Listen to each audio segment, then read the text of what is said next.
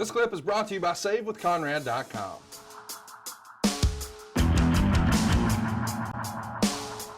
To scoot over from Birmingham to Atlanta, Georgia, you're back in the Omni, which we've well established was your Madison Square Garden growing up a Georgia fan. And you're going to be taking on your old tag team partner, Ole Anderson. It's a grudge match. Ole was, of course, a power player here in Georgia Championship Wrestling. And now you're coming back in for a shot, and it feels like a one-off, but it's not. You're going to start going back and forth in Georgia. How does this come to be? Well, number one, Ole was the boss. He was the owner. He was the booker. It was his company. And I don't know if he had an epiphany, if he was watching our TV at the time and realized, hey, I might have left some unfinished business the first go around.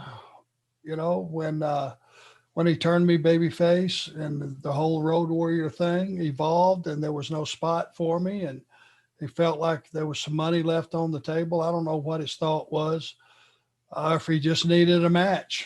And we were red hot off our TV. Like I said, I don't know what, you know, if bookers or promoters back in the day would watch other TV shows, but it made perfect sense to me to just, that's how you find out where talent was. You know, there was no network, there was no social media. You'd have to watch the other shows to find out what talent was out there. And Jerry and I were used about as good as anybody during that time. So he booked me to come up and work some with him, a little mini program, which it didn't hurt having me off TV for a little bit, you know, with Southeastern either. I think you had previously just teamed with Ole. Is this the first time you've actually wrestled Ole? I think so. What was it like wrestling Ole? I was a little starstruck, even at that point. In awe, very respectful. He was just a very credible guy in the ring. And, you know, again, I owed him. Never during my career, anybody that was responsible for giving me a break or helping me along, I never forgot it. And he gave me his gimmick. He made me an Anderson. A lot of people don't realize what that means. It's instant notoriety. It's instant credibility. And immediately they know, oh, Gene and Ole. Yeah. Lars. Yeah. Oh yeah. There's another one. Wow. Let me ask you, when you're wrestling a guy like Ole, do you go to him and say, I'm just trying to understand the politics and dynamic and just, you know, the way it worked back then. You go to him and say, you know, Mr. Anderson, what would you like to do today? Or do you just wait on him to sort of send for you and say, here's the finish and that's it? He comes to me or we don't talk at all. Or if I pass him in the hallway and I look at him and he looks like he wants me to say something, I would have just said, what would you like tonight? And he'll probably just say, oh, we'll just go feel it. And here's the finish. We'll just go work. And we did. We just go work. And I would imagine in the Omni, in his company, in his territory, I probably did not fare too well that particular night. Got any results there? Only one. Damn it. I was hoping you was going to say no. You and Jerry won again. How did you guess that? Oh, it was starting to feel good. I felt like I was on a run. I didn't know I had that many non-losses. And as a heel champion, a non-loss is as good as a win. Let's also mention that we've got an interesting sort of run here. May 5th, you win the tag titles in Birmingham. The next day, you lose a grudge match in Atlanta to Ole. The next day, May 7th, you're back in Birmingham, where you just were 2 days prior. And this time you're teaming with Jerry to take on the Armstrongs, which is Bob and Scott Armstrong. The Armstrongs, although they may be Marietta boys, they are over like Rover in Birmingham, are they not? That entire territory they were. Yeah, of course they were. They're all very talented guys. Great baby faces.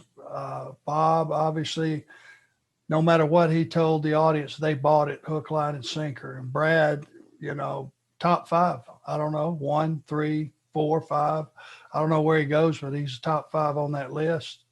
Scott turned out to be a hell of a worker. So, all of them. Stevie could work.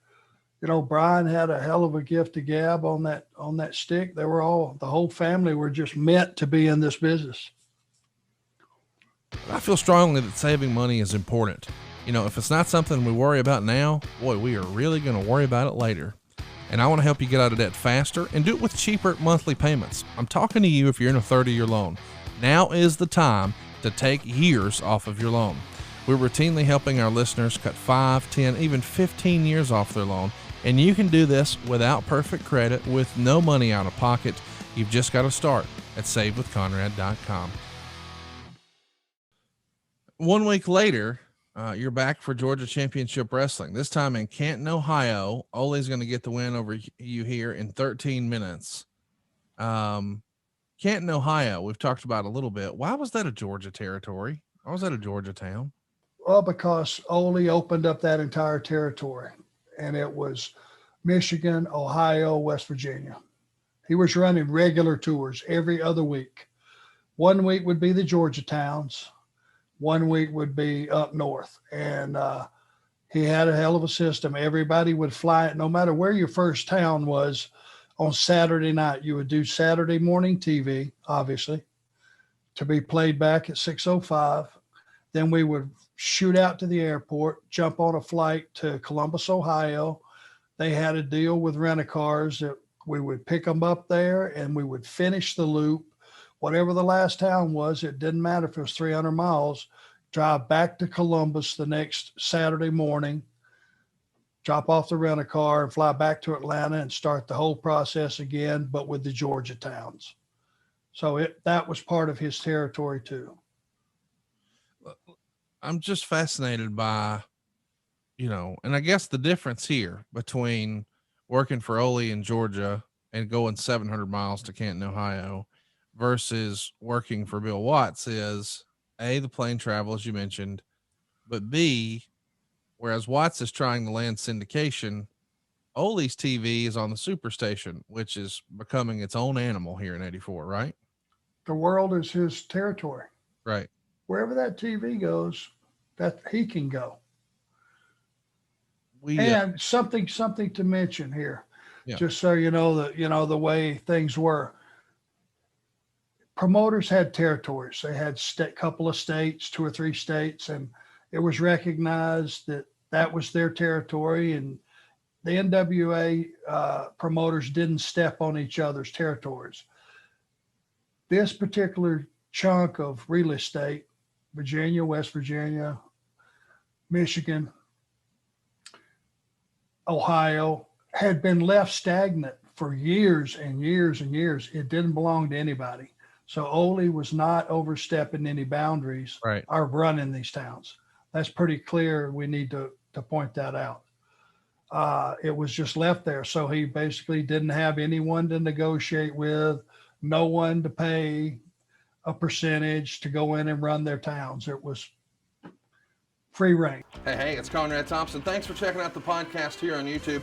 Be sure to hit the subscribe button and the notifications bell so you get a notice anytime we upload some new content. And go save yourself some money right now. If you're in a 30-year loan or you have credit card debt, it's not a matter of if I can save you money. It's a matter of how much. Find out right now for free at savewithconrad.com.